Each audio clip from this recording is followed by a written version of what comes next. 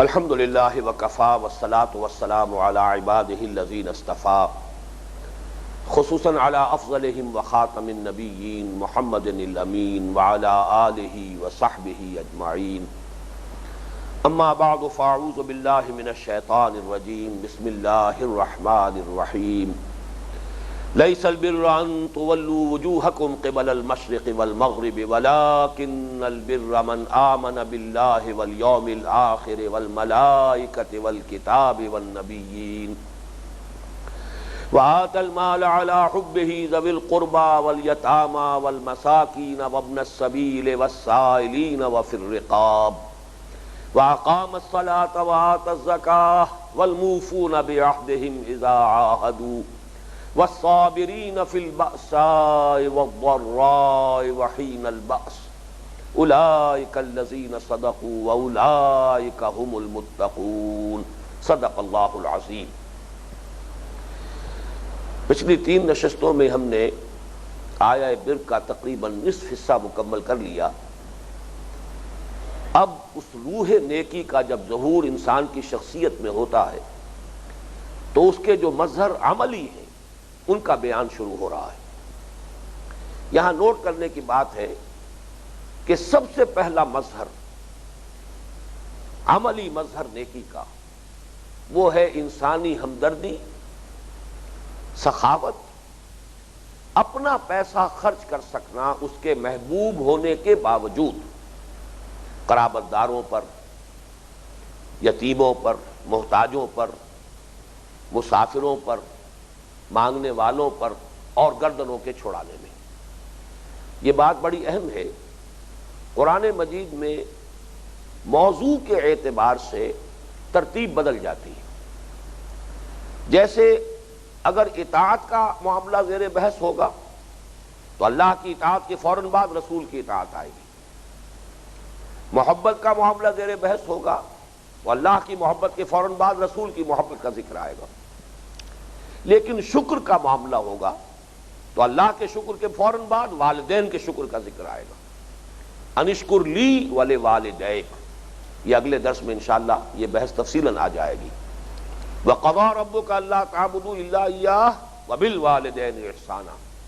جہاں حقوق کا معاملہ ہوگا تو حقوق سب سے پہلے اللہ کے حقوق ہیں کہ اس کے ساتھ شرک نہ کیا جائے، اور پھر بندوں میں سب سے بڑھ کر اور اولین حقوق والدین کے حقوق ہیں۔ تو گویا کہ عنوان کے اعتبار سے مضامین چاہے بنیادی وہی ہو لیکن ان کی ترتیب بدل جائے گی۔ بالکل وہی معاملہ یہاں ہے کہ اگر تو ارکان اسلام کی بات ہوتی اور جیسے کہ اور دوسرے مواقع پر ایمان کے فوراً بعد نماز اور زکوٰۃ، لیکن یہاں آپ نے دیکھا کہ نماز اور زکوٰۃ کا ذکر مؤخر ہے، اس لیے کہ یہاں بحث ہے نیکی کی حقیقت۔ نیکی کی حقیقت کے اعتبار سے اولین شے، اہم ترین شے، روح نیکی کا مظہر اول وہ ہے انسان میں اس صلاحیت کا موجود ہونا، اس جذبے کا برقرار ہونا کہ وہ کسی کو تکلیف میں دیکھ کر تڑپ اٹھے۔ خنجر چلے کسی پہ تڑپتے ہیں ہم امیر، سارے جہاں کا درد ہمارے جگر میں ہے۔ یہ ہمدردی کا لفظ ہے، ہمدردی یعنی کسی کے درد کو آپ اپنے اندر محسوس کریں۔ اگر یہ حس موجود ہے تو پھر نیکی کی بنیاد ہے۔ نیکی کے لیے گویا کہ جیسے کالمز بنائے جاتے ہیں آج کل تو دوسری منزل پر سٹارٹر چھوڑ دیے جاتے ہیں، گویا کہ روح نیکی کا ظہور اولین جب ہوگا تو اس کا سٹارٹر جو ہے وہ انسانی ہمدردی کا جذبہ ہے۔ اس میں ایک بات نوٹ کر لیجئے کہ علی حبہ کا ترجمہ بعض حضرات کر دیتے ہیں، حبہ میں جو ضمیر مجرور ہے اس کو اللہ کی طرف راجع کر کے کہ وہ مال خرچ کریں اللہ کی محبت پر، اللہ کی محبت میں، اللہ کی رضا جوئی کے لیے۔ یہ بات صحیح نہیں ہے، وہ اصلاً تو بات صحیح ہے لیکن وہ بات تو در حقیقت زیر بحث آ چکی ہے۔ وَلَٰكِنَّ الْبِرَّ مَنْ آمَنَ بِاللَّهِ، موٹو تو طے ہو چکا۔ وہ نیکی ہی نہیں جو اللہ کے لیے نہ کی جا رہی ہو، وہ تو گویا کہ اب اس کو دوبارہ اس کے اعادے کی ضرورت ہے ہی نہیں۔ پھر یہ کہ حرف جار جو ہے اعلیٰ، یہ کسی شے کی مخالفت کے لیے آتا ہے، کسی شے کے حق کے لیے نہیں آتا۔ القرآن حجت لک او علیک، قرآن یا تمہارے حق میں حجت ہے یا تمہارے خلاف حجت ہے۔ تو علی کا لفظ آتا ہے کسی کے مخالف ہونے پر. تو علی حب ہی سے مراد ہے کہ مال انسان کو طبعاً محبوب ہے. سورہ آل عمران کی وہ آیت بڑی عظیم ہے. زُيِّنَ لِلنَّاسِ حُبُّ الشَّهَوَاتِ مِنَ النِّسَاءِ وَالْبَنِينَ وَالْقَنَاطِيرِ الْمُقَنطَرَةِ مِنَ الذَّهَبِ وَالْفِضَّةِ وَالْخَيْلِ الْمُسَوَّمَةِ وَالْأَنْعَامِ وَالْحَرْثِ. انسان کے اندر ان چیزوں کی محبت طبعی طور پر ڈال دی گئی. اس محبت نہ ہوتی تو یہ جو ہمارے تمدن کے ہنگامے ہیں یہ ہوتے ہی نہ، یہاں کی رونقیں ہوتی ہی نہ. اگر عورتوں کی محبت نہ ہوتی، بیویوں کی محبت نہ ہوتی، اولاد کی محبت نہ ہوتی، بیٹوں کی محبت نہ ہوتی، اور پھر مال کی محبت نہ ہوتی، دولت کی، سونے کی، چاندی کی، اور بڑے اعلیٰ نسل کے گھوڑوں کی، اور چوپائے حیوانات ان کی، مال مویشی کی، کھیتیوں کی، اگر یہ محبتیں نہ ہو تو یہ بھاگ دوڑ، یہاں کی جو ہے رونقیں، یہ کیسے رہتی؟ یہ اللہ نے یہ محبتیں انسان میں ڈال دی. تو اعلی حب ہی سے مراد ہے اس طبی محبت کے اعلی رغم، اس کے باوجود وہ مال خرچ کر سکیں. اور اسی کے لیے مثال ہے در حقیقت، چونکہ اس آیت مبارکہ کا یہ حصہ جو ہے اس کی نظیر، اس کا مثنیٰ قرآن مجید میں سورہ آل عمران کے اندر آپ کو ملے گی، اور وہ چوتھے پارے کی پہلی آیت ہے. لن تنالوا البر حتى تنفقوا مما تحبون، سورہ آل عمران کی آیت نمبر 92. مما تحبون، تم نیکی کے مقام کو حاصل کر ہی نہیں سکتے جب تک کہ خرچ نہ کرو وہ شے جو تمہیں پسند ہے. پسندیدہ چیزوں میں سے اللہ کی راہ میں خرچ کر سکنا تب ہے نیکی کا معاملہ. ورنہ یہ کہ اذکار رفتہ کوئی شے ہے، بیکار ہو گئی ہے، پرانی اور بوسیدہ ہو گئی ہے، اپنے دل سے اتر گئی ہے، وہ کسی کو دے دی اور یہ سمجھا اپنے تئیں کہ حاتم طائی کی قبر پر لات مار دی ہے، تو یہ اللہ کے ہاں یہ نیکی شمار نہیں ہوگی. یہ تو تم نے اپنا گاربیج ہے کہ جو گھر سے باہر نکال دیا ہے، وہ نکالنا ہی تھا. لن تنالوا البر حتى تنفقوا مما تحبون، یہ مما تحبون سے بھی ثبوت ملتا ہے کہ وآت المال علی حبہ میں مراد کیا ہے؟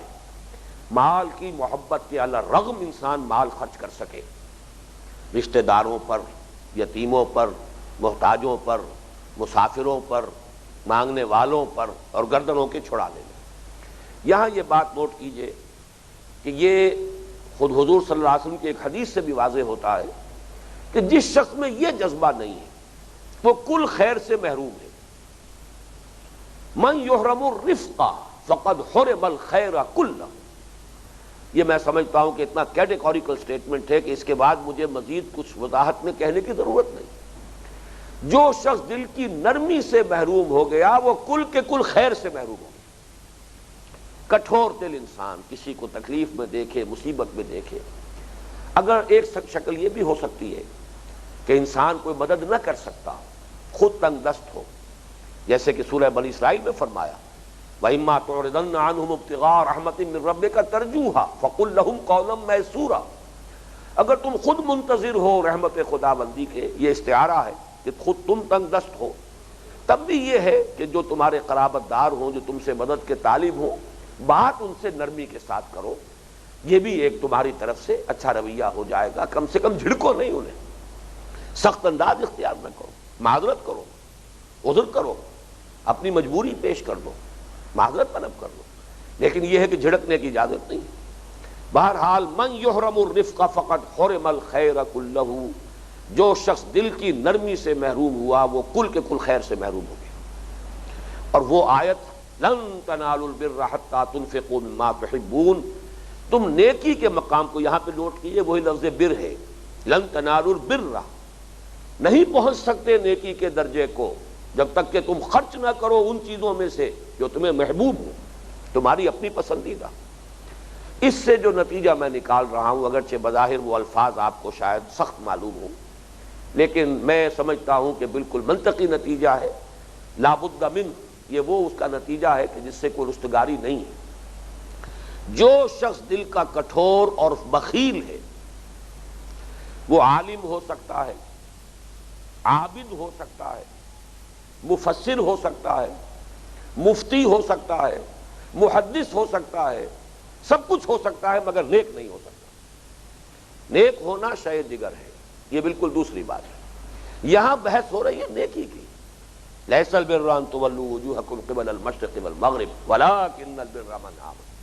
اور اسی میں یہ بات آئی سامنے کہ مظہر اولین جو ہے، سب سے پہلا مظہر روح نیکی کا، وہ انسان کے اندر اس خیر کا یہ جذبہ، انسانی ہمدردی کی یہ بنیاد، خدمت خلق کا یہ مادہ، لوگوں کی تکلیف کو خود محسوس کرنا، ان کے درد کو اپنے اندر محسوس کرنا، اور جو کچھ اس کے ازالے کے لیے اور اس کو دور کرنے کے لیے انسان کر سکتا ہو اس کا کر گزرنا، یہ اس کا سب سے پہلا تقاضا ہے۔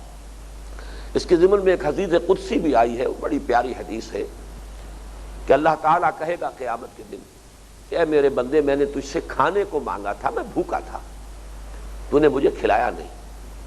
انسان کہے گا پروردگار تو اس سے پاک ہے کہ تجھے بھوک لاحق ہو اور تو کوئی کھانے پینے کا محتاج ہو۔ اللہ فرمائے گا کہ میرا وہ فلاں بندہ جو بھوکا تھا، اس نے تیرے سامنے دست سوال دراز کیا تھا، وہ میں ہی تو تھا۔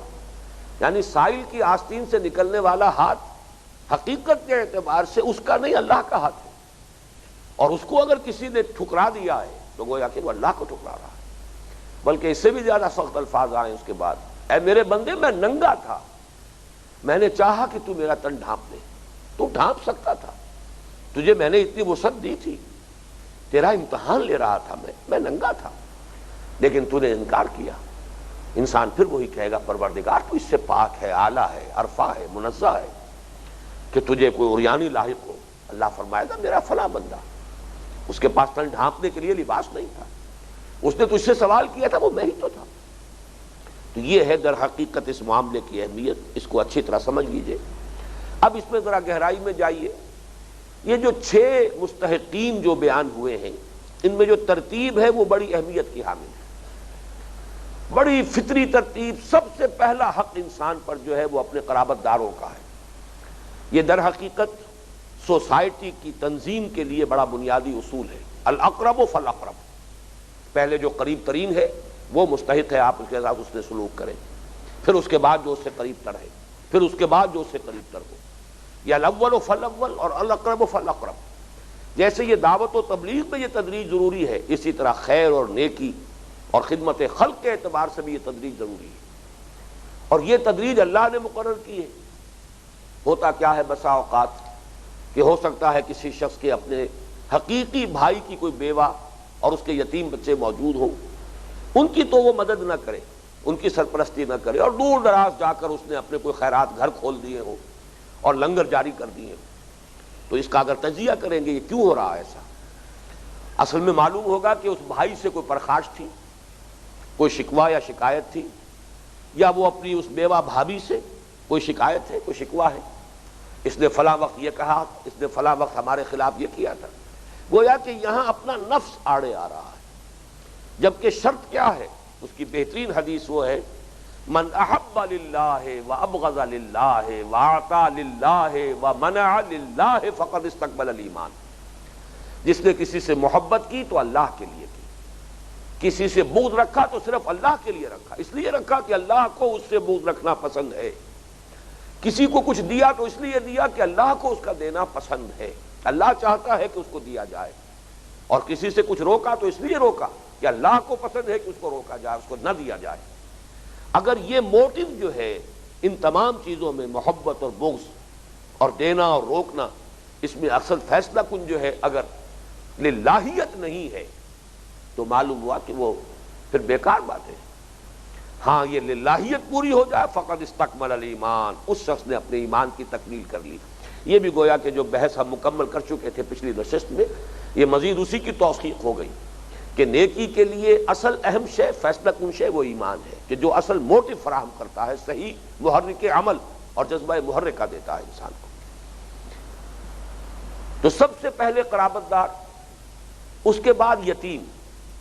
یہ گویا کہ پوری نوع انسانی کی ایک مشترک جو ہے ذمہ داری ہے، جو بھی جن کی بھی سرپرست جو ہے وہ اٹھ گئے ہیں، والد کا سایہ سر سے اٹھ گیا ہے، یتیم جس کے ضمن میں اس حد تک بھی فرمایا ہے کہ انا وکافل الیتیم کہاتین یوم القیامہ، میں اور کسی یتیم کی کفالت کرنے والا قیامت کے دن ایسے ہوں گے جیسے یہ دونوں انگلیاں جڑی ہوئی ہیں۔ قرآن مجید میں خود حضور سے جو خطاب ہوا، فَأَمَّا الْيَتِيمَ فَلَا تَقْهَرْ وَأَمَّا السَّائِلَ فَلَا تَنْهَرْ، تو وہاں پر بھی یتیم کا معاملہ جو ہے وہ بڑی اہمیت کا حامل ہے۔ مساکین، محتاج، اس لفظ کی اصل ہے مسکنت. مسکنت کہتے ہیں کم ہمتی کو. ضربت علیہم الذلۃ والمسکنۃ وباؤوا بغضب من اللہ. دیکھنے میں بظاہر ایک شخص صحت مند نظر آ رہا ہے، لیکن جسے آج کل ہم کہتے ہیں نیورستھینیا کا مریض ہے، اعصاب ڈھیلے پڑ چکے ہیں، ہمت نہیں رہی، اندر سے ہمت جواب دے چکی ہے، اندر سے آدمی ٹوٹ پھوٹ گیا ہے. ویسے دیکھنے میں صحیح سالم نظر آ رہا ہے، جیسے فالج کا مریض ہے، آخر لیٹا ہوا ہے، نظر آ رہا ہے صحیح سالم ہے، اس کے تمام اعضاء صحیح ہیں، بالکل درست ہیں، لیکن یہ کہ اندر کہیں کوئی ایسی جو ہے وہ خلل واقع ہوا ہے اعصابی نظام میں کہ وہ ہاتھ صحیح ہونے کے باوجود جنبش نہیں کھا رہا. اسی طریقے سے پوری انسانی شخصیت بھی ہو جاتی ہے. تو مسکنت اس کا نام ہے. محتاج کسی وجہ سے کوئی شخص سیلف سپورٹ نہیں کر پا رہا اپنے آپ کو، اپنے پاؤں پر کھڑے ہونے کی اس میں ہمت نہیں ہے. وابن السبیل، یہ خاص طور پر آج بھی کسی بھی مسافر کو کسی وقت ایسی صورتحال پیش آ سکتی ہے. پچھلے زمانے میں معاملہ خاص طور پر اہم تھا، نہ یہ ہوٹلز تھے اور نہ یہ سارا جو انتظام ہے، سرائے جو اگر کہیں ہے کسی نے کھول دی ہے، کسی مخیر آدمی نے کوئی دھرم شالہ ہے تو بات دوسری ہے. ورنہ یہ ہے کہ اس مسلم معاشرے میں خاص طور پر یہ کسی بھی مہمان کے لیے، کسی بھی مسافر کے لیے 3 دن کی مہمان نوازی اس کی جو ہے، یہ گویا کہ ایک آبادی کے لوگوں کی اجتماعی ذمہ داری ہے. اور یہ ہوا کرتا تھا. خود ہمارے اپنے بچپن میں ہم دیکھتے تھے کہ مسجدوں میں جو لوگ محلے کے کھاتے پیتے لوگ ہوتے تھے، یا کوئی مسجد ہی کا فرض کیجئے، کوئی چودھری ہے، محتمم ہے، تو وہ عشاء کی نماز کے وقت خاص طور پر دیر تک مسجد میں رہتے تھے کہ اگر کوئی مسافر ہو اور وہ خود سوال کرنے سے کترا بھی رہا ہو تو بہرحال دیکھ لیا جائے کہ اگر کوئی ہے مسافر یہاں تو اس کے کھانے پینے کا اہتمام ہو جائے. والسائلین کا معاملہ بھی بڑا ذرا وضاحت طلب ہے، اس لیے کہ بظاہر ایسا محسوس ہوتا ہے کہ شاید قرآن مجید اپنی اس تعلیم کے ذریعے سے یہ جو پیشہ ہے بیگری کا، یہ جو مانگنے کا، بھیک مانگنے کا پیشہ بن گیا ہے، شاید اس کو اس سے تقویت حاصل ہو جاتی ہے. سائلین کے لیے اگر یہ تاکید ہے، سائلوں کو جھڑکو مت. یہاں تک بھی فرمایا گیا کہ سائل کو کچھ نہ کچھ اگر دے سکتے ہو تو ضرور دو، خواہ وہ گھوڑے پر سوار ہو کر تمہارے پاس آیا ہو، اس لیے کہ تم نہیں جانتے کہ کسی شخص کے کیا حالات ہیں، کس مخمصے میں وہ پھنس گیا ہے. اب اگر اس نے تمہارے سامنے دست سوال دراز کر ہی دیا، اپنی عزت نفس اپنی ہتھیلی پر رکھ کر تمہارے سامنے پیش کر دی، تو اب یہ تمہاری شرافت اور مروت کے منافی ہوگا کہ تم ٹھوکر مار دو. کچھ دے سکتے ہو دو، نہیں دے سکتے ہو معذرت کر لو، خوش اسلوبی کے ساتھ معذرت کر لینا، یہ بھی صحیح ہے. تو ایک طرف تو یہ اہتمام ہے، وَأَمَّا السَّائِلَ فَلَا تَنْهَرْ وَإِمَّا تُعْرِضَنَّ عَنْهُمْ ابْتِغَاءَ رَحْمَةٍ مِّن رَّبِّكَ تَرْجُوهَا فَقُل لَّهُمْ قَوْلًا مَّيْسُورًا.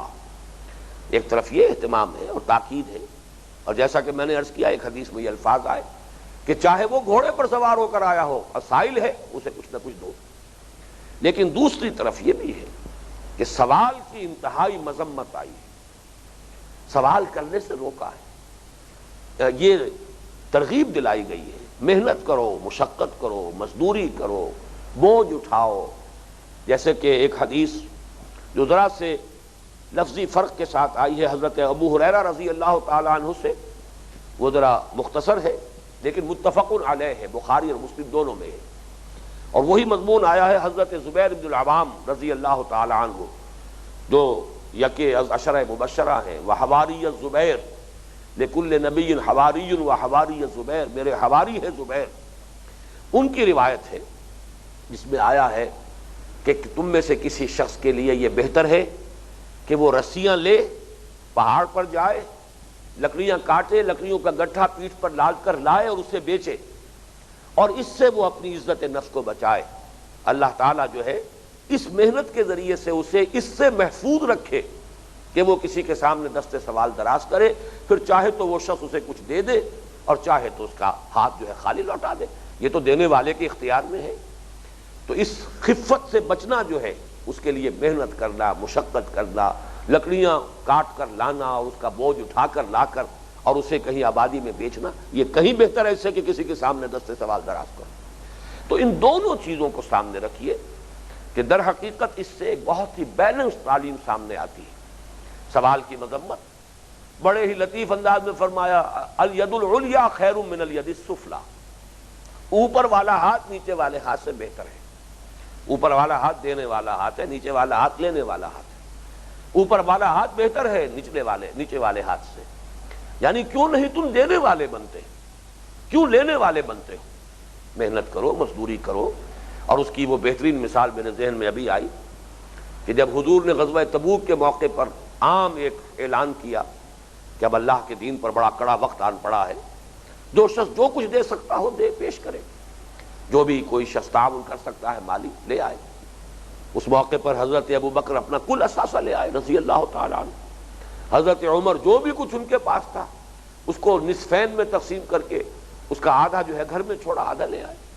ایک انصاری صحابی کے پاس کچھ نہیں تھا، مزدور، انہوں نے رات بھر محنت کی، مزدوری کی، ایک باغ میں کنویں سے پانی کھینچ کھینچ کر مشقت کر کے اور باغ کو سینچا۔ صبح کے وقت باغ کے مالک نے کچھ کھجوریں، ظاہر بات ہے کہ تھوڑی نہیں ہوگی، کچھ نہ کچھ 2-4 سیر 5 سیر کھجوریں ان کو دن رات بھر کی اس مشقت کی مزدوری کے طور پر دی۔ اب انہوں نے اس کے 2 حصے کیے، ایک حصہ جا کر گھر میں دے دیا اپنے اہل و عیال کے لیے، یہ تمہارے لیے دن بھر کا راشن ہے، اور وہ نصف جو ہے اس میں سے لا کر حضور کی خدمت میں پیش کر دیا، یہ میری جانب سے، یہ گویا کہ کنٹریبیوشن ہے میری، یہ میری طرف سے پیش ہے۔ اور حضور نے پھر اس کی یہ قدر فرمائی، جبکہ جو منافقین وہاں موجود تھے انہیں فکرے چست کیے، جی ہاں ان کھجوروں کے بغیر تو یہ مہم سر ہو ہی نہیں سکتی، یہ تبوک کی مہم کیسے اس کا ساز و سامان فراہم ہو سکتا ہے جب تک یہ کھجوریں نہ ہو؟ تو مذاق اڑایا، استہزاء کیا، تمسخر اڑایا۔ لیکن حضور نے اس کا یہ مقام معین کیا کہ فرمایا کہ وہ جو بھی سامان جمع ہوا تھا، اس کا ڈھیر بنا ہوا تھا، ان کھجوروں کو اس پورے ڈھیر کے اوپر پھیلا دو، اس لیے کہ اللہ کی میزان میں یہ اس پورے ڈھیر سے زیادہ وزنی ہے۔ تو اصل معاملہ نیت کا ہے، تو دینے والے بنو، لینے والے نہ بنو۔ البتہ یہ تعلیم اپنی جگہ ہے، جس نے اپنی عزت نفس پیش کر دی تمہارے سامنے، اب تمہاری شرافت اور مروت جو ہے اس کے یہ منافی ہوگا کہ اسے ٹھوکر مارو، اس کو اگر کچھ دے سکتے ہو دو، ورنہ یہ ہے کہ بڑے ہی اچھے الفاظ میں، بڑے اچھے انداز میں معذرت کرنا۔ اس میں وفر رقاب کا ایک مسئلہ جو ہے وہ بھی ذرا وضاحت طلب ہے۔ پچھلے زمانے میں تو لونیاں، غلام، انہیں آزاد کرنا، خریدنا اپنے مال سے، اپنے پیسے سے، اور آزاد کر دینا بہت بڑی نیکی کا کام۔ فک رقبۃ او اطعام فی یوم ذی مسغبہ، سورہ بلد میں جہاں تذکرہ ہوا ہے کہ ایک تنگ گھاٹی میں سے انسان کو گزرنا پڑتا ہے، اس میں سے گزر کر پھر ایمان لائے، کیا کہنے ہیں، نور علی نور۔ اب وہ ایمان جو ہے پوری بہار اس میں آئے گی، اس کی کھیتی لہلہائے گی، وہ ایمان جو ہے اس کا درخت مثمر ہوگا، اس میں پھل لگیں گے۔ لیکن یہ کہ اگر اس باٹل نیک میں سے انسان نہیں گزرا تو ایمان کا بیج کہیں پڑ بھی گیا دل میں تو وہ نفاق کی برگوبار لائے گا، وہ ایمان کی اصل جو اس کے ثمرات ہیں وہ ظاہر نہیں ہوں گے۔ اگر بخل ہے اندر تو وہاں فرمایا ہے کہ وہ گھاٹی کون سی ہے، فلقتحم العقبہ وما ادراک ما العقبہ فک رقبۃ او اطعام فی یوم ذی مسغبۃ یتیما ذا مقربۃ او مسکینا ذا متربہ۔ تو اس میں اولین شے جو لائی گئی وہاں وہ ہے گردن کا چھڑا دینا، کسی کو، غلام کو، لونڈی کو، کنیز کو۔ اور جیسا کہ آپ کو معلوم ہے حضرت ابو بکر رضی اللہ تعالی عنہ کے فضائل کے دفتر میں سر فہرست یہ شے آتی ہے کہ کتنے ہی غلام تھے، جن میں حضرت بلال بھی ہیں رضی اللہ تعالی عنہ، حضرت ابو فقی ہیں، حضرت زنیرہ ہیں، کنیزیں تھیں متعدد جن پر کہ شدید جو ہے پرسیکیوشن کا معاملہ ہو رہا تھا، شدید جو ہے ان پر تشدد کیا جا رہا تھا۔ اب منہ مانگے دام دیے ہیں ہر ایک کے، جو بھی ان کے آقا اور مالک تھے اس معاشرے کے اعتبار سے، جو مانگا ہے وہ دیا ہے، اور پھر انہیں خرید کر آزاد کیا۔ لیکن یہ کہ آج کل کے زمانے میں اس کی ایک شکل یہ ہے کہ کوئی شخص کسی وقت اگر کسی ایسی صورت سے دوچار ہو جائے، کوئی قرض کے اندر جکڑا گیا، اب اگر آپ 20 میل مدد کریں گے اس کی تو یہ تو ہو سکتا ہے کہ اس کو فاقے سے بچا لیں، لیکن اس بندھن سے نہیں نکل پائے گا وہ جب تک کہ کوئی لمپسم مدد نہ کی جائے اور ایک دفعہ اس جال سے اسے نکال لیا جائے۔ اور یہ چیز ہمارے ہاں ان کمیونٹیز میں بہت نمایاں طور پر موجود ہے، یہ جو مائنورٹی کمیونٹیز ہیں، اسماعیلی ہوں، اسی طرح کی جو اور کمیونٹیز ہیں، ان کے اندر بڑا اہتمام ہوتا ہے اس کا کہ ان کا کوئی ساتھی ہے، کسی کاروبار میں کہیں پھنس گیا ہے، کوئی بہت بڑا اسے نقصان آ گیا ہے، ایک دم دیوالا نکل گیا ہے، کوئی اور ایسی صورت ہے کہ مخمصے میں آ گیا ہے، تو یہ نہیں کہ اب اسے خیراتی بنا دیا جائے مستقل، اور اس کے لیے صرف جو ہے ماہانہ وظیفہ جو ہے صرف اس کے راشن کے لیے، کھانے پینے کے لیے اس کو دیا جائے، بلکہ یہ کہ اس کی ایک یکمشت لمپ سم مدد کی جائے، اس سے وہ اس مخمصے سے نکلے اور پھر وہ ان کی کمیونٹی کا ایک باعزت فرد بن جائے، پھر اپنے پاؤں پر کھڑا ہو جائے، بجائے اس کے کہ مستقل ایک بھکاریوں کی فہرست میں ایک بھکاری کا اضافہ ہو جائے۔ اسے ایک دم نکالو تاکہ وہ پھر اپنے پاؤں پر کھڑا ہو کر آپ کے ہی ساتھ ایک باعزت شہری کی حیثیت اختیار کرے۔ تو یہ بھی گویا کہ وفر رقاب کے ذیل میں آئے گا۔ اب اس میں ایک بات اور نوٹ کر لیجئے، وَآتَ الْمَالَ عَلَىٰ حُبِّهِ ذَوِي الْقُرْبَىٰ وَالْيَتَامَىٰ وَالْمَسَاكِينَ وَابْنَ السَّبِيلِ وَالسَّائِلِينَ وَفِي الرِّقَابِ، کہ یہ جو یہاں پر انفاق اور مال خرچ کرنے کا تذکرہ ہو رہا ہے، یہ انفاق نافلہ ہے، یہ فرض زکوٰۃ کی بات نہیں ہو رہی ہے، اس لیے کہ فرض زکوٰۃ کا ذکر آگے آ رہا ہے، وَأَقَامَ الصَّلَاةَ وَآتَى الزَّكَاةَ، یہ تو بعد میں آئے گا۔ قائم کی اس نے نماز اور ادا کی زکوٰۃ، وہ تذکرہ بعد میں ہے۔ یہی وجہ ہے کہ حضور صلی اللہ علیہ وسلم نے ایک مرتبہ فرمایا صراحتاً، ان فی المال لحقا سوى الزکاۃ، لوگوں یہ نہ سمجھنا کہ مال میں صرف حق جو ہے صرف زکوٰۃ کی حد تک ہے، زکوٰۃ دے کر اب تم بری ہو گئے، فارغ ہو گئے، بالکل سارے حقوق تم نے ادا کر دی۔ ان فی المال لحقا سوى الزکاۃ، نوٹ کرو کہ تمہارے اموال میں زکوٰۃ کے علاوہ بھی حق ہے۔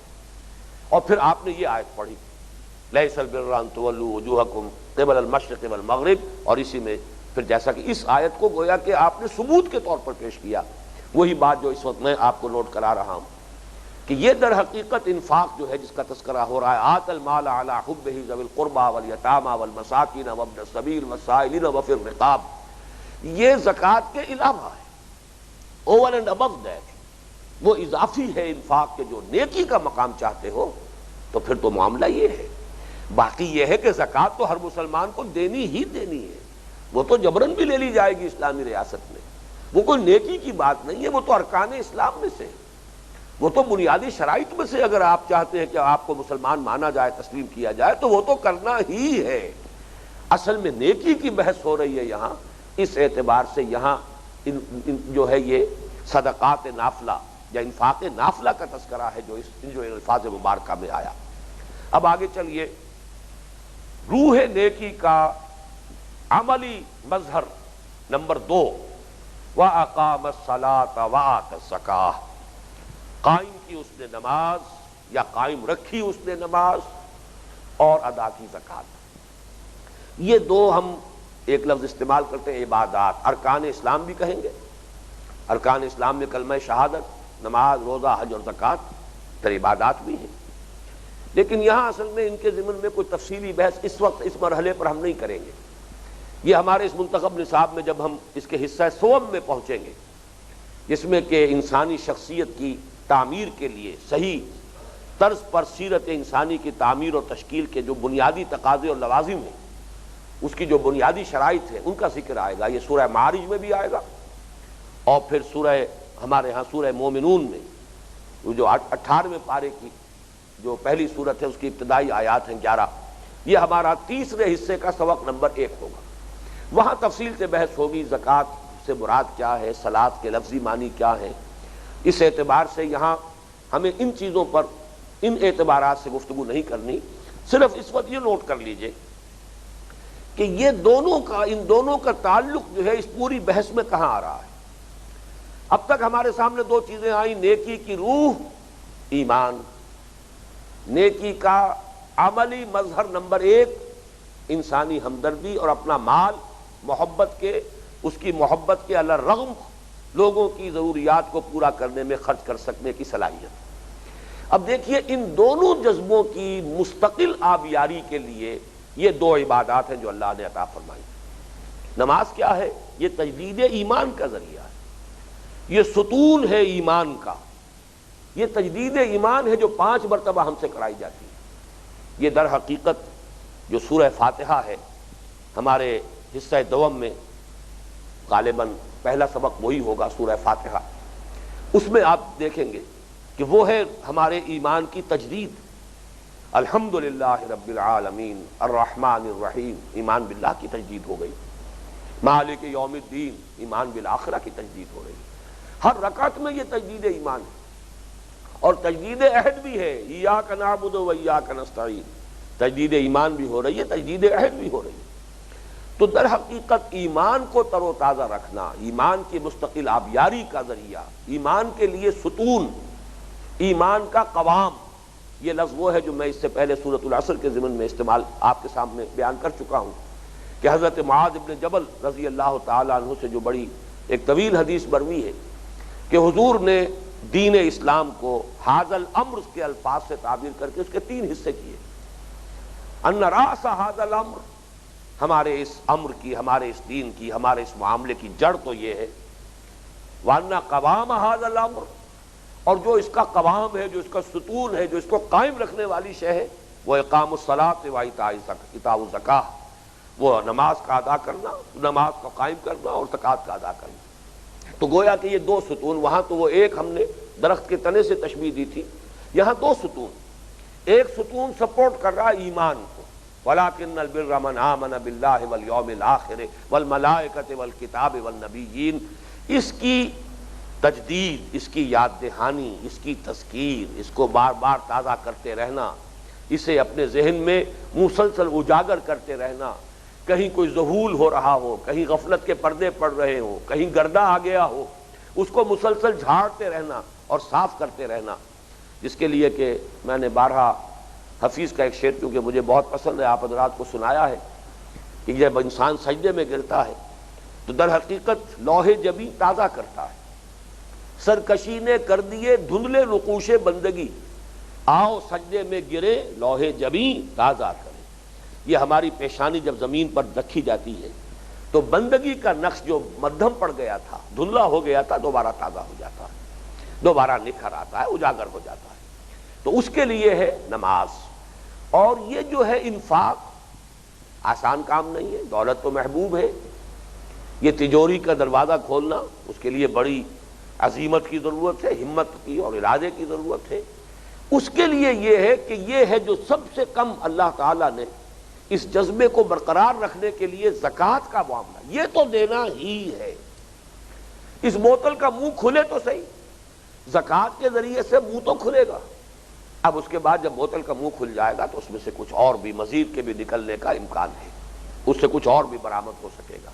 لہذا گویا کہ یہ زکوٰۃ جو ہے اس انفاق کے لیے، اس کے لیے ستون ہے، جیسا کہ میں عرض کر چکا وہ انفاق نافلہ ہے، اس کو سپورٹ کرنے کے لیے یہ جو انفاق واجبہ ہے، یہ جو صدقہ واجبہ ہے، یہ جو فرض انفاق ہے، یہ گویا کہ اس کے ستون کی حیثیت سے ہے۔ باقی جیسا کہ میں نے عرض کیا، یہاں اس کو اپنے ذہن میں رکھیے کہ نیکی کے مظاہر میں یہ نمبر 2 پر آئی ہے نماز اور زکوٰۃ، حالانکہ ویسے ارکان اسلام کے اعتبار سے یہ نمبر 1 پر آئے گی، ایمان کے فوراً بعد انہوں نے وہ ایمان لائے، انہوں نے نماز قائم کی، زکوٰۃ ادا کی۔ ایمان، اقامت الصلاۃ، ایتاء الزکوٰۃ، یہ بالکل جڑے ہوئے آئیں گے، جیسے کہ میں نے حضور کی حدیث بیان کی ہے، کہاتین، آپ تینوں انگلیاں جوڑ لیجئے، ایمان، نماز، زکوٰۃ، یہ تینوں جڑے ہوئے آئیں گے۔ لیکن یہاں فصل کیا گیا، اس لیے کہ یہاں موضوع اور ہے، یہاں نیکی کی بحث ہے، لہذا وہاں اول درجے پر لائے ہیں وہ انسانی ہمدردی کا جذبہ، خدمت خلق کا مادہ۔ اب آگے چلیے، وَالْمُوفُونَ بِعَهْدِهِمْ إِذَا عَاهَدُوا، اور پورا کرنے والے اپنے عہد کے جبکہ باہم معاہدہ کر لیں۔ اس کے ضمن میں جیسا کہ میں اشارے کرتا رہا ہوں، پچھلی 3 نشستوں میں بھی اس کا تذکرہ ہو چکا ہے کہ در حقیقت تمام معاملات انسانی کا آپ تجزیہ کریں گے تو وہ معاہدوں پر مبنی ہے، یا وہ معاہدے جو ہے وہ باضابطہ کیے جاتے ہیں، وہ ایکسپریس ایک معاہدہ ہے جو کیا جا رہا ہے، یا امپلائیڈ معاہدہ ہے، مثلا والدین اور اولاد کے مابین کہیں کوئی معاہدہ طے تو نہیں ہوا لیکن امپلائیڈ ہے معاہدہ، والدین اپنی جوانی انویسٹ کرتے ہیں اولاد میں اور گویا کہ وہ متوقع ہوتے ہیں، اور یہ اس کا ایک طبعی تقاضا ہے کہ جب اولاد جوان ہو جائے اور والدین بوڑھے ہوں تو اب وہ اپنے آپ کو اور اپنی توانائیوں کو صرف کریں ان کی خدمت میں، ان کی خبرگیری میں، ان کی ضروریات کی بہم رسانی میں۔ یہ اگرچہ کہیں لکھی ہوئی بات تو نہیں ہے، کہیں طے تو نہیں پائی ہے، لیکن یہ کہ یہ ایک امپلائیڈ کانٹریکٹ ہے والدین کا اولاد کے ساتھ، یہ ہمارے معاشرے کے اندر یہ انڈرسٹوڈ ہے۔ اس سے آگے چلیں پوری جو ہماری آئلی زندگی ہے جس کا نقطۂ آغاز ہے شادی. شادی کیا ہے؟ ایک سوشل کانٹریکٹ ہے. آج کل تو یہ لفظ استعمال بھی ہوتا ہے. یہ ایک عمرانی معاہدہ ہے, ایک مرد اور ایک عورت کے مابین معاہدہ ہے پوری زندگی کا نباہ کرنے کا, جس میں مجھے بڑی خوشی ہوئی تھی یہ معلوم کر کے کہ عیسائیوں میں جب یہ شادی ہوتی ہے تو لڑکی یہ بھی کہتی ہے کہ آئی ول اوبے ہم, میں اپنے شوہر جس کو میں شوہر کی حیثیت سے اس وقت قبول کر رہی ہوں, میں اس کی فرما بردار رہوں گی, اس کا کہنا مانوں گی. اس لیے کہ یہ سارا فرگوسن جس کی اب طلاق ہو چکی ہے, جب اس کی شادی ہونے والی تھی تو اس کے کچھ الفاظ اخبارات میں آئے تھے. I am not that timid type of woman. I won't say these words. میں اس طرح کی لڑکی نہیں ہوں کہ میں یہ الفاظ کہوں کہ میں اس کا حکم مانوں گی. یہ الفاظ میں نہیں کہوں, کہنے پڑے ہوں گے اسے. اس لیے کہ بہرحال شاہی خاندان کی شادی تھی, چرچ میں ہوئی ہے, اور وہاں ادھر بال سے برابر بال بھر بھی ادھر سے ادھر ہونے والی بات تھی, کہنے پڑے ہوں. تو معاہدہ ہے, پوری زندگی کے لیے ایک عہد ہے, قول و قرار ہے, حقوق و فرائض کا تعین کیا گیا ہے, اب اس کو پورا کرنا. اسی طرح ایک شخص جو ہے محنت مزدوری کر رہا ہے آپ کے ہاں, 8 گھنٹے کے لیے کام کرنا اس نے مانا ہے. اب اگر وہ محتاج رہے اس کا کہ کوئی دیکھ ہی رہا ہو تو کام کرے, تو گویا کہ وہ اپنا عہد پورا نہیں کر رہا. اسے 8 گھنٹے کام کرنا چاہیے اپنے عہد کے تحت بندھے ہوئے ہونے کے باعث. اگر اس میں ایفائے عہد ہے تو امکان بھر اسے محنت کرنی ہے. امپلائی اور امپلائر کانٹریکٹ ہے. یہ بڑے بڑے مناصب جو ہے ہمارے, یہ لوگ کھڑے ہوتے ہیں ہاتھ اٹھا کر عہد کرتے ہیں, معاہدہ ہے قوم کے ساتھ, پوری قوم کے ساتھ معاہدہ. اس اعتبار سے باقی بزنس جو ہے ہمارے ہاں آج کل بڑا بزنس جو ہے وہ تو اکثر و بیشتر سپلائی کے کانٹریکٹس ہیں. کوئی اور چیز جو ہے اس کا کوئی سودا ہوتا ہے وہ بھی کانٹریکٹ کی شکل میں ہوتا ہے. کنسٹرکشن ہے تو کانٹریکٹ کی شکل میں ہے. گویا کہ تمام انسانی معاملات در حقیقت اس معاہدے پر مبنی. ایک اگر شے پیدا ہو جائے ایفائے عہد کا مادہ, تو معلوم ہوگا کہ تمام سٹریم لائننگ ہو جائے گی بین الانسانی معاملات کی. ہر مزدور کام اس لیے کر رہا ہو کہ میں نے معاہدہ کیا ہے کہ مجھے کام کرنا ہے, مجھے اتنے روپے ملیں گے اس کام کے جو مجھے کرنے ہیں. ہر ملازم جو ہے وہ کام کر رہا ہو اپنی امکانی حد تک کہ میرا معاہدہ ہے, مجھے اپنی صلاحیتیں لگانی ہے, کھپانی ہے. ہر جو ذمہ دار ہیں قومی زندگی میں وہ اپنی امکانی حد تک جو ہے دیانتداری کے ساتھ اپنے فرائض کو ادا کر رہے ہیں, اور وہ اس وجہ سے کہ ایک معاہدہ ہے جس کی پیروی کرنی ہے. اسی لیے اس کی تاکید کے لیے فرمایا گیا کہ وَأَوْفُوا بِالْعَهْدِ إِنَّ الْعَهْدَ كَانَ مَسْئُولًا, عہد کو پورا کیا کرو. عہد کے بارے میں باز پرس ہو, کیا معاہدہ تم نے کیا تھا, اس کو پورا کیا یا نہیں کیا, اس کے بارے میں پورا حساب کتاب دینا ہوگا. اور 2 مرتبہ جس کا میں نے ابھی تذکرہ کیا ہے, جو ہمارے اس منتخب نصاب کے تیسرے حصے کا پہلا درس ہوگا, سورہ مومنون اور سورہ معارج کی آیات پر مشتمل, دونوں مقامات پر آیت آئی ہے. وَالَّذِينَ هُمْ لِأَمَانَاتِهِمْ وَعَهْدِهِمْ رَاعُونَ, وہ لوگ جو اپنی امانتوں اور اپنے عہد کی حفاظت کرنے والے, پوری پاسداری کرنے والے. بلکہ یہ کہ ایک روایت جو ہے حضرت انس ابن مالک رضی اللہ تعالی عنہ سے, اس کے الفاظ میں سمجھتا ہوں کہ اس میں حرف آخر ہے اس موضوع پر. وہ فرماتے ہیں کہ قلما خطبنا رسول اللہ صلی اللہ علیہ وسلم الا قال, شاید ہی کبھی ایسا ہوا ہوگا کہ حضور نے ہمیں خطبہ ارشاد فرمایا ہو اور یہ الفاظ اس میں نہ آپ نے ارشاد فرمائے ہو, لا ایمان لمن لا امانت لہ ولا دین لمن لا عہد لہ. جس شخص میں امانت داری کا وصف نہیں, اس کے اندر کوئی ایمان نہیں, جس میں عہد کی پاسداری نہیں, اس کا کوئی دین نہیں. کتنا کیٹیگوریکل سٹیٹمنٹ ہے. لیکن یہ صرف کیٹیگوریکل نہیں ہے, بہت لاجیکل بھی ہے. اس لیے کہ دین نام ہے معاہدے کا. کل دین, کل شریعت جو ہے بندے اور اللہ کے درمیان ایک معاہدہ ہے. اسی لیے اس کو کہا گیا وَمِيثَاقَهُ الَّذِي وَاثَقَكُم بِهِ. یہ شریعت جو ہے جو اللہ نے ہمیں عطا فرمائی ہے, یہ میثاق ہے. میثاق کسے کہتے ہیں؟ باندھ لینے والی شے. یہ میثاق, میوثاق, یہ در حقیقت اس میں آلہ ہے, باندھ لینے والی شے. در حقیقت جب ہم کہتے ہیں ایاک نعبد و ایاک نستعین, یہ بہت بڑا عہد ہے جو ہم کر رہے ہیں.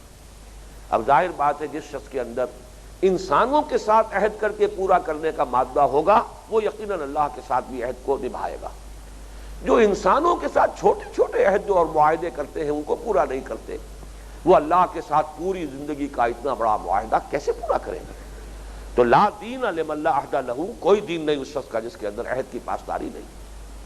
بہرحال اس نیکی کے بحث میں اس کا جو مقام ہے کہ وہ جو روح نیکی انسان کی شخصیت میں سرایت کر کے جب اس کے اثرات ظاہر ہوتے ہیں تو نمبر ایک انسانی ہمدردی اور خدمت خلق کا مادہ، نمبر دو عبادات نماز اور زکوٰۃ اہم ترین، نمبر تین معاملات انسانی کی سٹریم لائننگ کے لیے ایفاء عہد۔ اب آخری حصہ آ گیا والصابرین فی البأساء والضراء وحین الباس، اور بالخصوص صبر کرنے والے۔ یہ بالخصوص کا لفظ کہاں سے آ گیا؟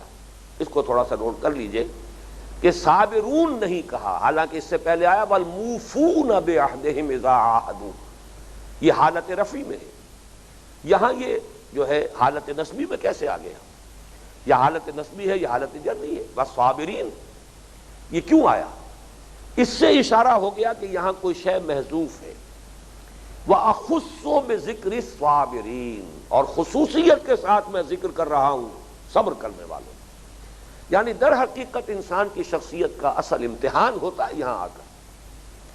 نیکی کے لیے کچھ خرچ بھی کر لیا، کچھ اور بھی کر لیا، عبادت گزاری بھی کر لی، یہ ساری چیزیں نیکی کی ہو گئیں، لیکن جس کو میں نے پہلے سورۃ العصر کے درس کے دوران اسٹرینگتھ آف کیریکٹر کے نام سے کے لفظ سے تعبیر کیا تھا، وہ کیریکٹر کی اسٹرینگتھ جو ہے اس کا ظہور تو ہوگا صبر۔ آپ تکلیفیں جھیل سکتے ہو، مصائب برداشت کر سکتے ہو۔ اخص بذکر صاحب، خص یا خص، خاص کرنا کسی چیز کو، واخص بذکر صابرین، اور خاص طور پر میں ذکر کر رہا ہوں الصابرین، صبر کرنے والوں کا، اس لیے میں نے اضافہ کیا خصوصاً صبر کرنے والے۔ یہ میں بیان کر چکا ہوں، یہ صبر کے تین جو مواقع ہیں، بھوک، فقر، فاقہ۔ باسا کا لفظ جب آتا ہے تو وہ بھوک کے لیے، فاقے کے لیے، فقر کے لیے آتا ہے۔ جب باس کا لفظ آتا ہے سختی، تو یہ جب اس شکل میں آئے گا تو یہ جنگ کے لیے کہ سخت ترین جو ہے مرحلہ، جہاں پر کہ انسان کی جو سب سے قیمتی متاع ہے اس کی زندگی، اسی کا گویا کہ خطرہ اور اندیشہ ہے، اس کا رسک لے کر انسان میدان جنگ میں جاتا ہے، تو وہ آخری بات ہے۔ ضرا، ضرر سے تکلیف، جسمانی اذیت، جیسے کہ پرسیکیوشن ہو رہی تھی صحابہ کرام کی رضی اللہ تعالیٰ عنہ مجمعین، یا جیسے کوئی شخص، ایک واقعہ بھی آیا ہے کہ ایک صحابی کہیں زخمی ہو گئے کسی جنگ میں، اور زخم کی جو تکلیف تھی اسے برداشت نہیں کر سکے، خودکشی کر لی۔ لوگوں نے کہا کہ وہ تو جنت میں پہنچ گئے۔ حضور نے فرمایا تم کہتے ہو کہ جنت میں پہنچ گئے، میں نے تو اسے جہنم میں دیکھا ہے۔ تحقیق کی گئی تو معلوم ہوا کہ یہ مسئلہ ہوا۔ تو یہ صبر کر سکنا، وہ کوفت کو، جان اللہ کی امانت ہے، اس کو لے لینا کسی حالت میں جائز نہیں ہے۔ خودکشی جو ہے یہ حرام موت، یہ گویا کہ کبائر میں سے ہے۔ تو صبر کرو، جھیلو، جب تک اللہ جان باقی رکھنا چاہتا ہے تمہارے جسم میں، اس کی رضا پر راضی رہو۔ اس کو خود اپنے ہاتھوں اس جان کو ختم کرنے کی اجازت نہیں ہے، یہ تو اللہ کی امانت ہے، وہی جب چاہے گا لے گا۔ تو اس اعتبار سے جھیل سکنا، برداشت کر سکنا۔ والصابرین فی البأساء والضراء وحین الباس، جس کا ذکر جو ہے اس سورہ بقرہ میں اس آیہ مبارکہ سے ذرا ہی پہلے، اس لیے کہ یہ 22ویں رکوع کی پہلی آیت ہے، 19ویں رکوع میں وہ مضمون آ چکا ہے۔ وَلَنَبْلُوَنَّكُمْ بِشَيْءٍ مِّنَ الْخَوْفِ وَالْجُوعِ وَنَقْصٍ مِّنَ الْأَمْوَالِ وَالْأَنفُسِ وَالثَّمَرَاتِ، ہم تمہیں لازماً آزمائیں گے اہل ایمان، ایمان کے دعوے داروں، خوف سے بھی، بھوک سے بھی، جانی اور مالی نقصانات سے بھی، یہ تمام امتحانات آئیں گے۔ وَبَشِّرِ الصَّابِرِينَ، اور اے نبی بشارت دیجئے صبر کرنے والوں، الَّذِينَ إِذَا أَصَابَتْهُمْ مُصِيبَةٌ قَالُوا إِنَّا لِلَّهِ وَإِنَّا إِلَيْهِ رَاجِعُونَ، جن پر جب بھی کوئی مصیبت آتی ہے تو بس ان کی زبان سے یہی الفاظ نکلتے ہیں، ہم اللہ ہی کے ہیں، ہم اللہ کی ملکیت ہیں، جو اللہ چاہے، سر تسلیم خم ہے جو مزاج یار میں آئے، اللہ ہی کے ہیں، اسی کی طرف لوٹ جانے والے، وہ صبر کرنے والے۔ تو والصابرین فی البأساء والضراء وحین الباس۔ اب اس آخری ٹکڑے کے حوالے سے یہ بات سمجھیے کہ قرآن جو تصور نیکی پیش کر رہا ہے وہ فنڈامنٹلی ڈیفرنٹ ہے بھکشوؤں کے تصور نیکی سے، یا یہ اور جو رہبانی تصورات ہیں، خانقاہی تصورات ہیں، وہ اہنسا تو اس میں ہے اور وہ سب ساری چیزیں موجود ہیں، لیکن اسلام تو اس کے کل برعکس تصور لا رہا ہے۔ آپ کہہ سکتے ہیں یہ بڑا ایگریسو کانسیپٹ ہے نیکی کا، اس میں جنگ کا تصور بھی ہے، حالانکہ عام انداز میں تو یہ کہا جائے گا کہ یہ جنگ تو بہت بری شے ہے، نہیں، اگر وہ جنگ حق کے لیے لڑی جا رہی ہے، اگر وہ جنگ نیکی کا بول بالا کرنے کے لیے لڑی جا رہی ہے تو یہ نیکی کا بلند ترین مقام ہے، یہ اللہ تعالیٰ کی محبوبیت کا مقام ہے۔ ان اللہ یحب الذین یقاتلون فی سبیلہ صفا کانہم بنیان مرصوص۔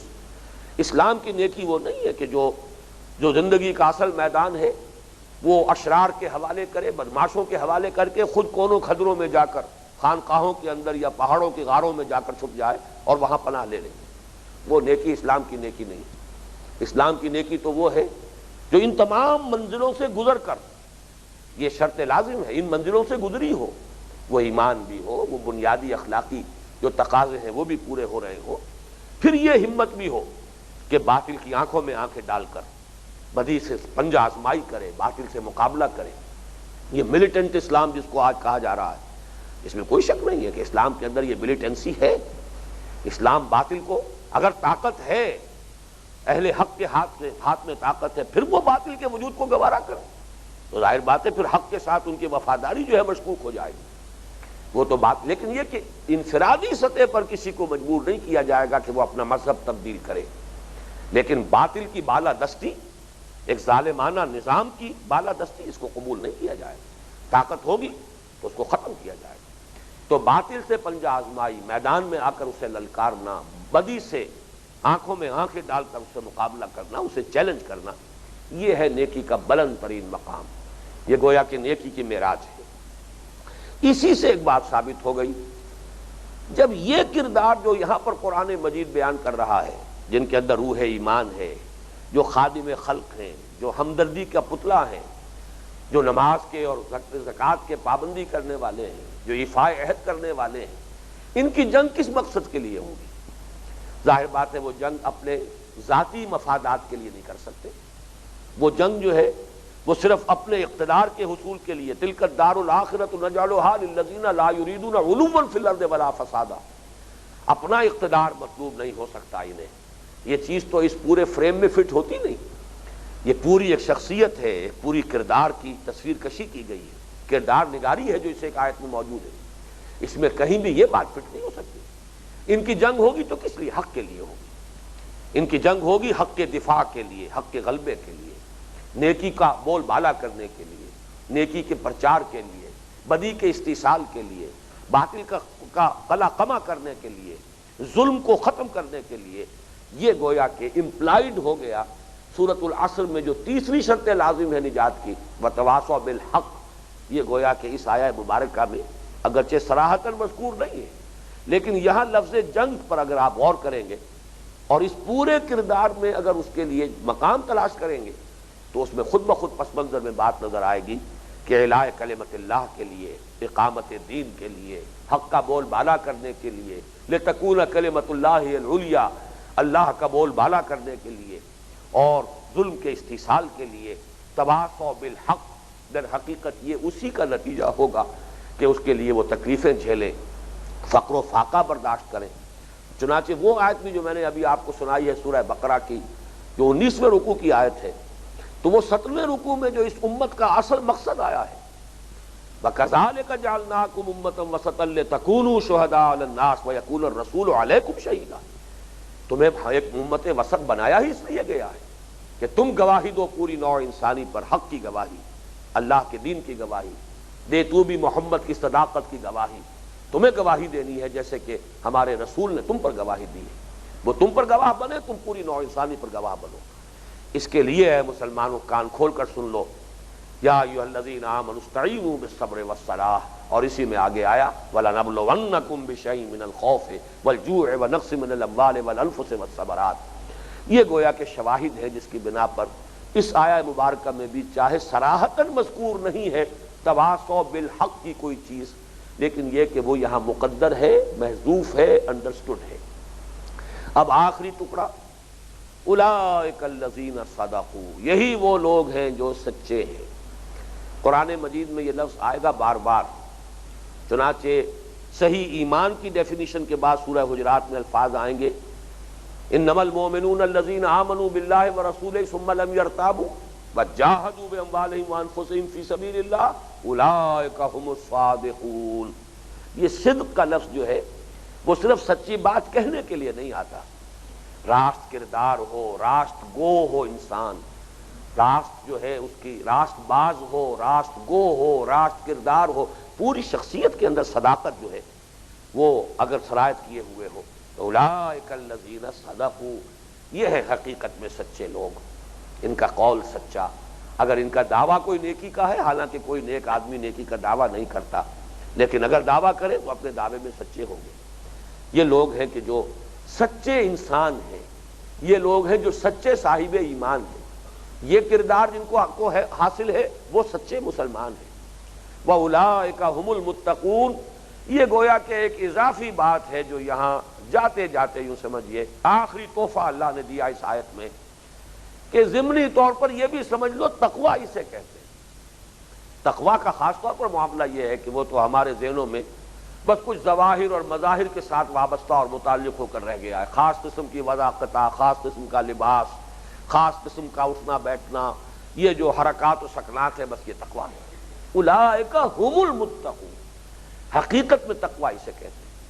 اور اس اعتبار سے نوٹ کیجئے جو میں نے پچھلی نشست میں آپ کو جس آیت کا حوالہ دیا تھا بر اور لیسا کی بحث میں، لیس البر بان تأتوا البیوت من ظہورها ولکن البر من اتقى، یہاں ہے ولکن البر من آمن باللہ والیوم الآخر، اور آخر میں لفظ آیا اولئک هم المتقون، گویا کہ اس پوری آیت کو وہاں سمو لیا گیا ایک لفظ لا کر، وَلَيْسَ الْبِرُّ بِأَن تَأْتُوا الْبُيُوتَ مِن ظُهُورِهَا وَلَكِنَّ الْبِرَّ مَنِ اتَّقَىٰ، نیکی تو حقیقت میں اس کی ہے جس میں تقویٰ ہو، اور تقویٰ کس میں ہوگا؟ ریفر ٹو آیت نمبر 177۔ گویا کہ قرآن مجید کو بھی اس حوالے سے القرآن یفسر بعضہ بعضا، قرآن کا ایک حصہ دوسرے حصے کی تفسیر کرتا ہے، اس حوالے سے ہمیں تقابل آیات کے ذریعے سے ان کے اندر ہمیں اور رہنمائی ملتی ہے، گہری بصیرت حاصل ہوتی ہے۔ تو گویا کہ یہاں یہ بات بھی سامنے آ گئی، یہی مطلوبہ کردار ہے، یہ پیکر ہے نیکی کا۔ روح نیکی حقیقتاً اگر موجود ہے تو انسانی شخصیت میں سرایت کرے گی، تو یہ حیولہ ہے انسانی شخصیت کا جو سامنے آئے گا۔ دعا کیجئے اللہ تعالی ہمیں ان لوگوں میں شامل کرے۔ اللہم ربنا اجعلنا منہم، اللہم ربنا اجعلنا من عبادک الذین آمنوا وعملوا الصالحات وتواصوا بالحق وتواصوا بالصبر، اللہم ربنا اجعلنا من عبادک الصادقین وعبادک المتقین، آمین یا ارحم الراحمین۔